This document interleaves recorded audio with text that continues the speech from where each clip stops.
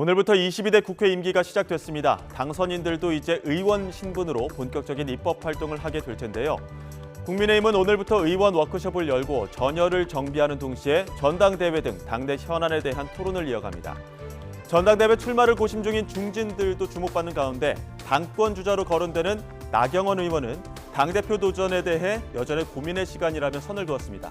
다만 한동훈 전 위원장이 본인보다 더 많은 활동을 하고 있다며 출마 생각이 있는 것 같다고 말했습니다.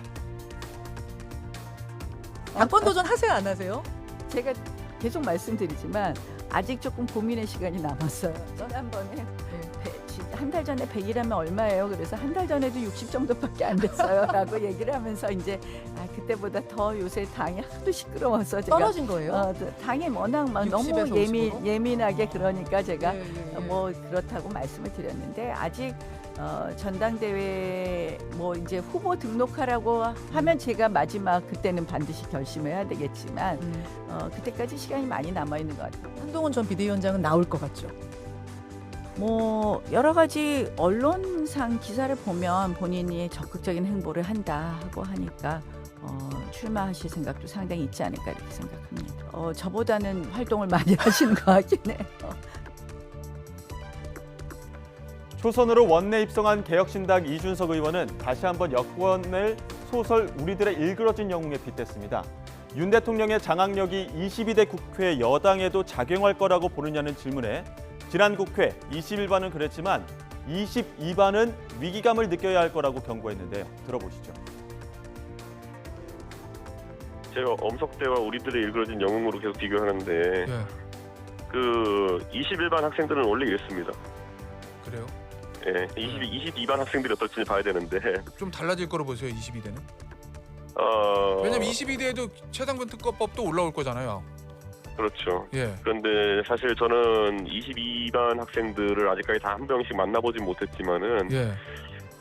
저는 적어도 국민의힘의 지금 의원들이 이 상황에 대해서 심각한 위기를 느껴야 되거든요. 그런데 한 번 정권에 대한 신뢰가 사라지게 되면은 국민들은 그렇게 가볍게 뭐 어떤 수치적 방어를 해냈다 그래가지고 아니면 물리적 방어를 해냈다 그래가지고 그걸 뭐 긍정적으로 평가하지 않습니다. 민주당은 지난 국회의장 경선 이후 이재명 대표의 연임론에 변수가 되지 않을까 하는 분석도 있었지만 여전히 연임론이 힘을 받고 있습니다. 민주당 박수현 의원은 처음에는 생각지 않았던 연임론이지만 점점 더 당선인들의 의사가 연임 쪽으로 기울고 있다고 밝혔는데요. 들어보겠습니다. 우선 저 같은 경우도 대표를 연임하는 경우에 대해서는 처음에는 생각을 안 해봤죠. 네.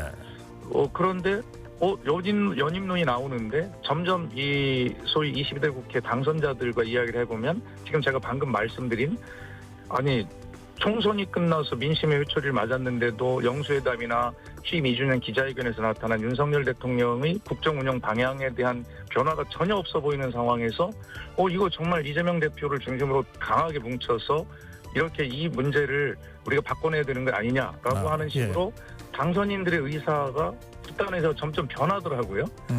또 저부터도 그랬고